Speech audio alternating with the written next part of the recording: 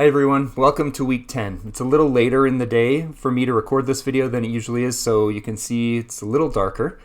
But I wanted to go over what we're doing this week, and I'll tell you I'm still working through a mountain of grading, which again I apologize for. I'm going to try to keep chipping away at it, but I thought let's try to keep things a little simpler this week as a result of that. So we'll go through what we're doing this week, and if you have questions, of course, please always let me know. In our overview page, you can see, we're keeping things pretty simple. We've just got 2 articles to read and then your weekly process portfolio entry. For Wednesday, I want you to read this article about identity, authority, and learning to write in new workplaces. This reading will talk about something called enculturation, which is where you gain authority in new discourse communities, and it's going to be an important part of your major writing assignment 3 that you work on. For Sunday, I want you to read this article called Learning the Language by Perry Klass.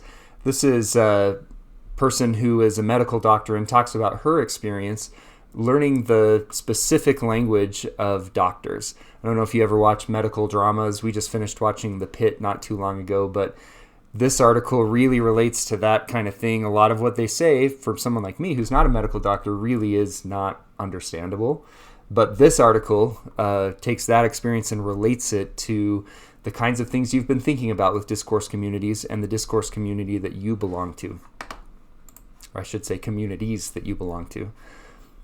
So the last thing due on Sunday then is your process portfolio entry. And I thought to get kind of the most out of these readings for this portfolio entry, I want you to do 2 things. Spend about an hour working on your draft of major writing assignment 3 after you've read these articles. If you haven't started already, this is going to be a good time to do it because our draft for major writing assignment 3 for peer review is going to be next week.